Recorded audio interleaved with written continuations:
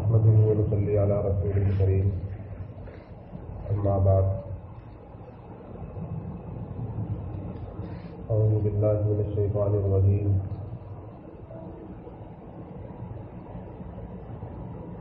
يا أيها الذين آمنوا اتقوا الله ولتنظر نفس ما قدمت لغد واتقوا الله إن الله خبير بما تعملون.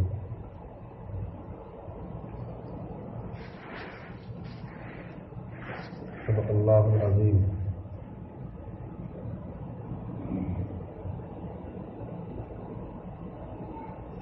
قال رسول الله صلى الله عليه وسلم كل بني آدم خطاء وخير الخطائين التوابون أو كما قال عليه الصلاة والسلام.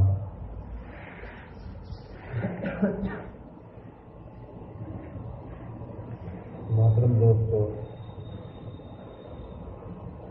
بزرگوں، اسلامی بھائیوں، اللہ تبارک و تعالیٰ کا بے پایا احسان و فضل ہم پر ہے کہ ہم اس کے پاک گھر میں پاک مہینے کے اندر اس کی پاکی اور بڑائی کر رہے اور سن رہے.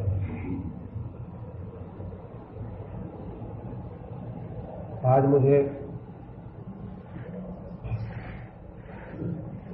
صرف ایک بات کی طرف توجہ دلانا مقصود ہے. رمضان المبارک کا دوسرا عشرہ چل رہا ہے، جس کے متعلق حدیث میں آیا ہے کہ مغفرت کا عشرہ ہے. ہر مہینے میں 3 عشرے ہوتے ہیں. ایک عشرہ 10 دن کو کہا جاتا ہے. پہلا 10 دن پہلا عشرہ، دوسرے 10 دن دوسرا عشرہ، اور تیسرے 10 دن تیسرا عشرہ. تو یہ رمضان مبارک سے 10 دن مکمل ہونے کے بعد اب رمضان کا دوسرا عشرہ چل رہا ہے، جس کو مغفرت کا عشرہ کہا جاتا ہے.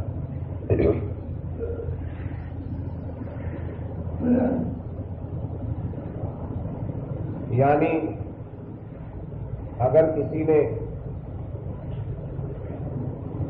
شروع رمضان سے روزے رکھے، آداب کی رعایت کے ساتھ نمازیں پڑھی بلا ناغہ، اللہ تبارک و تعالیٰ سے مانگتا رہا، توبہ کی، تراویح کا اہتمام کیا، رمضان مبارک کا پہلا عشرہ اس نے اس طرح گزارا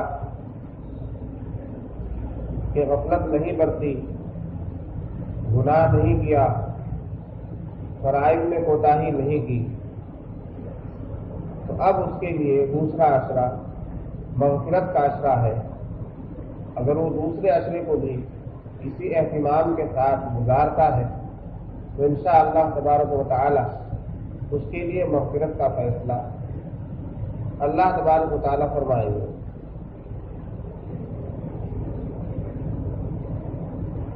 رمضان رحمت کا، مغفرت کا، آگ سے آزادی کا مہینہ ہے، لیکن کس کے لیے؟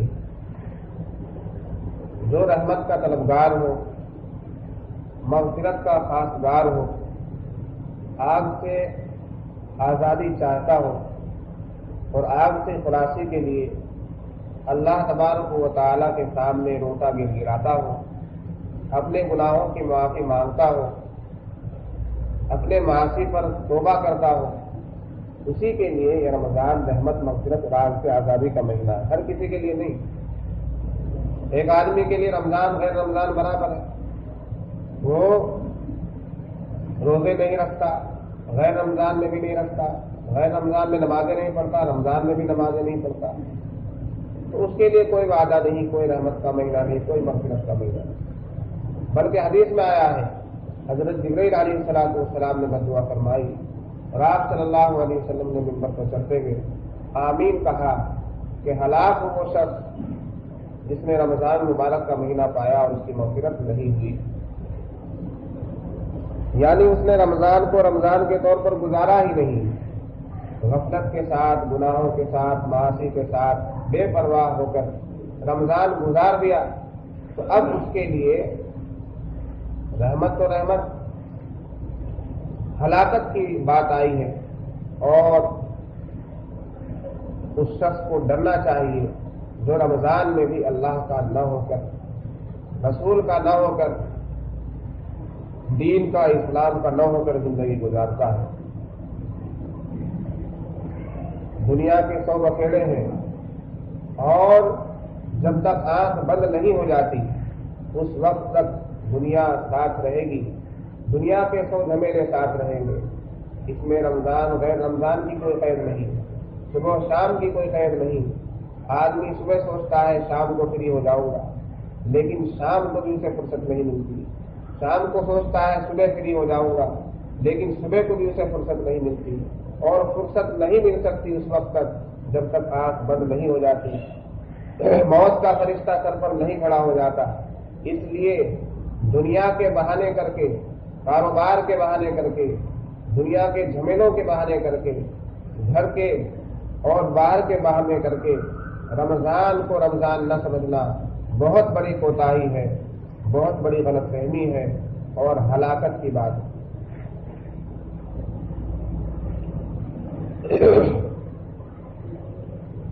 رمضان کے اندر اگر کسی کا کاروبار اس ڈھنگ کا ہے کہ وہ اپنے کاروبار میں لگ کر روزہ نہیں رکھ سکتا، تو اس کے لیے ضروری ہے کہ وہ اپنے اس کاروبار کو چھوڑ کر کوئی آسان کام اختیار کرے۔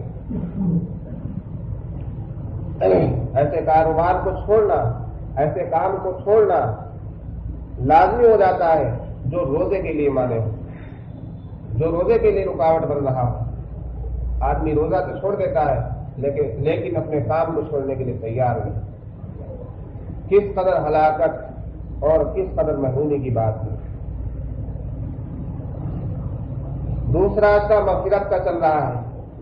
ہمیں چاہیے کہ اللہ تبارک و تعالیٰ کے سامنے اپنی مغفرت کی دعائیں مانگیں، اللہ تبارک و تعالیٰ سے اپنے گناہوں کی توبہ کریں، اپنے معاصی پر ندامت کے آنسو بہائیں، شرمندگی کا اظہار کریں، راتوں کو جاگیں، اللہ کے سامنے روئیں، اللہ سے فریاد کریں، اپنی بخشش و مغفرت کے اللہ تبارک و تعالیٰ سے خواستگار ہوں، اللہ سے معافی مانگیں، تبھی جا کر ہمارے لیے یہ عشرہ مغفرت کا عشرہ بن سکتا ہے۔ گناہ یوں ہی نہیں دھل جاتے۔ گناہ 2 طرح کے ہوتے ہیں، گناہ کبیرہ اور گناہ صغیرہ۔ بڑے گناہوں کو گناہ کبیرہ کہا جاتا ہے اور چھوٹے گناہ گناہ صغیرہ کہلاتے ہیں۔ گناہ صغیرہ تو اعمال صالحہ سے دھل جاتے ہیں، ختم ہو جاتے ہیں، نیکیاں آدمی کرتا ہے اس سے گناہ صغیرہ ختم ہو جاتے ہیں۔ صدقہ کیا، نوافل پڑھے، روزہ رکھا، کسی کی بھلائی کی، کسی کا اچھا چاہا، کسی کی مدد کی، راستے سے تکلیف دہ چیز ہٹا دی، تو یہ وہ ثواب کے کام ہیں جس سے گناہ صغیرہ ختم ہو جاتے ہیں۔ لیکن گناہ کبیرہ جو بڑے بڑے گناہ ہیں وہ بغیر توبہ کے معاف نہیں ہوتے۔ اور پھر گناہ کبیرہ میں بھی 2 طرح کے گناہ ہیں، ایک وہ گناہ جو حقوق اللہ سے متعلق ہے اور ایک وہ گناہ جو حقوق العباد سے متعلق ہے۔ حقوق العباد سے متعلق گناہ توبہ کرنے سے بھی معاف نہیں ہوتے، حقوق العباد سے متعلق گناہ توبہ کرنے سے بھی معاف نہیں ہوتے۔ اس بات کو ذہن نشے کر لو اور آج ہی اپنے دل کی تختی پر لکھ لو۔ کسی کا دل دکھایا ہے، کسی کے ساتھ ظلم کیا ہے، کسی کو ستایا ہے، کسی کا مال ہڑپا ہے، کسی کی زمین دبائی ہے، کسی کا برا چاہا ہے، کسی کی چغلی کی ہے، کسی کے متعلق برائی کی ہے، تو یہ وہ گناہ ہے کہ لاکھ توبہ کر لو، لاکھ سر رگڑ لو، اللہ تبارک و تعالیٰ ان گناہوں کو معاف نہیں کرنے والا، کیونکہ یہ گناہ حقوق العباد سے متعلق ہیں۔ جن بندوں سے جو گناہ متعلق ہے جب تک وہ معافی کا اعلان نہ کر دے، معافی کی امید بیکار ہے۔ کسی کی چوری کر رکھی ہے تو جب تک جس کی چوری کر رکھی ہے وہ معاف نہیں کر دے گا معاف نہیں ہونے والا. کسی کا دل دکھا رکھا ہے جب تک وہ بندہ معاف نہیں کر دے گا معافی نہیں ملنے والی. کسی کی زمین ہڑپ رکھی ہے جب تک زمین والا معاف نہیں کر دے گا معافی نہیں ملنے والی. کسی کا قرض لے کر کھا رکھا ہے نہیں دیا تو جب تک قرض خواہ معاف نہیں کر دیتا معافی نہیں ملنے والی, مغفرت نہیں ملنے والی, بخشش نہیں ہونے والی. تو گناہ کبیرہ کی بھی دو قسمیں ہیں. ہاں اللہ سے متعلق جو حقوق ہیں, عبادات میں کمی ہے اور اللہ تبارک و تعالی نہیں دیکھ رہا, ہم طرح طرح کے گناہوں میں ملوث ہیں, تو یہ گناہ ہم توبہ کر کے اللہ کے سامنے رو کر گڑ گڑا کر یہ گناہ ہم معاف کرا سکتے ہیں. ہاں پھر حقوق اللہ میں بھی جو فرائض ہیں وہ توبہ سے معاف نہیں ہونے والے.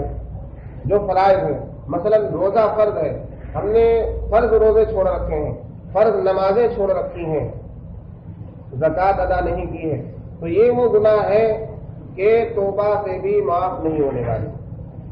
جتنی نمازیں چھوٹی ہوئی ہیں بلوغ سے لے کر سن بلوغ سے لے کر اب تک کی جتنی نمازیں چھوٹی ہوئی ہیں, ہم لاکھ توبہ کر لیں ایک نماز بھی معاف نہیں ہونے والی.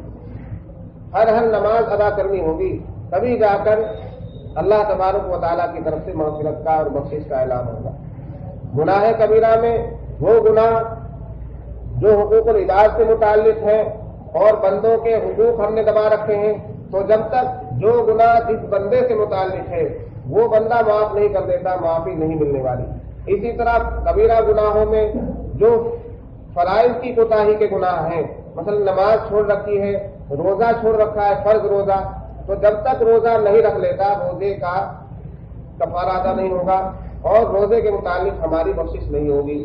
جتنی نمازیں چھٹی ہوئی ہیں اتنی نمازیں جب تک ہم نہیں پڑھ لیتے اللہ تبارک و تعالیٰ سے کتنی ہی توبہ کرتے رہیں اور کتنے ہی سر رگڑتے رہیں, کتنے ہی سجدے کرتے رہیں, کتنے ہی آنسو بہاتے رہیں, جو نمازیں چھٹی ہوئی ہیں وہ ہمارے حق میں باقی رہیں گی اور کل قیامت کے دن ایک ایک نماز کا ہم سے حساب لیا جائے. یہ باتیں یاد رکھنے کی ہیں. وَذَرُوا ظَاهِرَ الْإِثْمِ وَبَاطِنَهُ, بہت سے لوگ باطنی طور پر گناہوں میں ملوث ہیں اور ظاہر ان کا بہت صاف ہے, اچھے کپڑے ہیں, اسلامی لباس ہے, تن پہ چہرے پر داڑھی ہے, سر پہ ٹوپی ہے, دیکھنے میں ماشاءاللہ بہت اچھا لگ رہا ہے, یہ ظاہری گناہ سے بچ رہا ہے, لیکن باطنی گناہوں کے اندر ملوث ہے. دل میں بغض ہے, کینہ ہے, کپٹ ہے, جھگڑے ہے, عداوت ہے, دشمنیاں ہیں, جھوٹ ہے, فریب ہے, مکاری ہے, نہ جانے کیا کیا گناہ اور کیا کیا خباثت دل میں بھری ہوئی ہے. تو اب صرف ظاہری طور پر گناہوں سے بچنا کام نہیں دینے والا, باطنی طور پر بھی گناہوں سے بچنا ضروری ہے. وَذَرُوا ظَاهِرَ الْإِثْمِ وَبَاطِنَهُ, اللہ تبارک و تعالیٰ نے قرآن میں صاف طور پر اعلان فرما دیا کہ جس طرح ظاہری گناہوں سے بچتے ہو اسی طرح باطنی گناہوں سے بھی بچو, اور جس طرح اندرونی گناہوں سے بچتے ہو اسی طرح ظاہری گناہوں سے بھی بچو. اگر ہم اخلاقی طور پر بہت اچھے ہیں, ہمارا دل بہت اچھا ہے, ہمارا دل کسی کی طرف سے بغض میں مبتلا نہیں, کسی کی طرف سے حسد میں مبتلا نہیں, بالکل صاف شفاف دل لیے پھرتے ہیں, ہر کسی کے لیے ہم اچھے ہیں, اچھے کہلاتے ہیں, لیکن ہمارا ظاہر بہت خراب ہے, اسلامی لباس نہیں, اسلامی چہرہ نہیں, مسلمانی لباس نہیں, سر پہ ٹوپی نہیں, نماز روزے کے ہم پابند نہیں, تو یقین مانیے مغفرت کے لیے صرف دل کا صاف ہو جانا اچھا نہیں, بلکہ جس طرح روحانی صفائی ضروری ہے اسی طرح جسمانی اور ظاہری صفائی بھی ضروری ہے. تبھی جا کر ہم مغفرت کی امید کر سکتے ہیں اور اللہ تبارک و تعالیٰ کے سامنے مغفرت کا مطالبہ کر سکتے ہیں. یہ باتیں میں اس لیے بتا رہا ہوں کہ دوسرا عشرہ چل رہا ہے, مغفرت کا عشرہ چل رہا ہے, کہیں ایسا نہ ہو کہ یہ عشرہ بھی گزر جائے اور اللہ تبارک و تعالیٰ کے سامنے رو کر گر گرا کر اپنے گناہوں کی معافی تلافی کرا کر ہم مغفرت کے مستحق نہ ہونے پائیں. اس لیے یہ دوسرا عشرہ ختم نہ ہونے پائے, ہم ان تمام چیزوں میں غور و خوض کریں, غور و فکر کریں کہ ہم کن گناہوں کے اندر مبتلا ہیں. آیا सगीरा गुनाह हमारे खाते में है तो चलो नेकियों से धुल जाएंगे, हमारे खाते में कबीरा गुनाह है और ऐसा कोई इंसान नहीं जो गुनाहों से बचा हुआ हो। हदीस पाक के अंदर आता है, मैंने हदीस सुनाई, कुल्लु बनी आदम खत्ताऊन, हर बनी आदम, हर इंसान गुनाहों के अंदर मुब्तला है, हर इंसान गुनाहों के अंदर मुब्तला है। और मैं आपको एक बात बता दूं, अगर इंसान गुनाह नहीं करता, अगर इंसान गुनाह नहीं करता, इंसान भी फरिश्ते जैसा होता तो अल्लाह तबारक व तआला एक दूसरी मखलूक पैदा फरमाते जो गुनाह करती और फिर अल्लाह तबारक व तआला से माफी मांगती। इसलिए गुनाह इंसान के लिए लाजिम है, हर इंसान गुनाह करता है, जानबूझकर अनजाने में हर इंसान गुनाह करता है। लेकिन फिर हदीस का अगला टुकड़ा सुन लीजिए, खैरुल खत्ताईन अत-तव्वाबून, कि बेहतरीन गुनाहगार वो हैं जो तौबा करने वाले, अच्छे गुनाहगार वो हैं, अच्छे खताकार वो हैं, अच्छी गलतियां करने वाले वो हैं जो साथ के साथ तौबा भी कर लेते हैं। हम गुनाह करते हैं लेकिन तौबा की तौफीक नहीं होती, तौबा की तरफ हमारा रुझान नहीं होता, हमारा जहन नहीं जाता। हाँ, बहुत से लोग सोचते भी हैं कि तौबा कर लेंगे, लेकिन उन्हें अपनी उम्र का एहसास है, उन्हें ये गलत फहमी है कि हमारी उम्र अभी बहुत लंबी है, सुबह नहीं शाम कर लेंगे, शाम नहीं सुबह कर लेंगे, इस महीने में नहीं अगले महीने में कर लेंगे, जब जमात में जाएंगे तो तौबा कर लेंगे, जब रमजान आएगा तो तौबा कर लेंगे, जब जुमा आएगा तो तौबा कर लेंगे। नहीं, जब गुनाह किया फौरी तौर पर तौबा होनी चाहिए और मस्जिद में जाकर अल्लाह तबारक व तआला के सामने रोकर गिड़ा कर अपने गुनाह की माफी मांगनी चाहिए और अल्लाह से ये अहद करना चाहिए कि आइंदा जो गुनाह मैंने कर लिया है, आइंदा उस गुनाह से हद तक इम्कान हर मुमकिन कोशिश होगी कि उस गुनाह से बचा जाए, उस गुनाह से दूर रहा जाए। ये हकीकी तौबा है और इसी तौबा की अल्लाह तबारक व तआला के यहाँ मकबूलियत। तो मेरे दोस्तों, इस गलत फहमी में न रहा जाए कि हम रमजान गुजार दें और रोजे रख लें, तरावी पढ़ लें, नमाजें पढ़ लें तो बस हम गुनाहों से साफ हो जाएंगे। नहीं, तौबा जरूरी है, मग़फ़िरत के लिए तौबा जरूरी है। और मैंने बता दिया कि किन गुनाहों के लिए तौबा जरूरी है। अल्लाह के हुकूक हमने ज़ाय कर रखे हैं, अल्लाह की नाफरमानी कर रखी है, रसूल पाक सल्लल्लाहु अलैहि वसल्लम की नाफरमानी की है, तो इन गुनाहों से तौबा जरूरी है। लेकिन अगर फराइज में कोताही है, फराइज में हमारी कमी है, नमाजें छोड़ रखी हैं, तो जब तक उतनी नमाजें नहीं पढ़ लेंगे हमारी तौबा नमाजों के मुतालिक कबूल नहीं होगी। किसी का हक दबा रखा है, बंदों के हुकूक हमारे ऊपर है, तो जब तक साहिबे हक माफ नहीं कर देता उस वक्त तक हमारा ये गुनाह माफ नहीं होगा, हम कितनी ही तौबा कर ले। अल्लाह तबारक व तआला हमें सही तौर पर तौबा करने की तौफीक में रहमत फरमाए।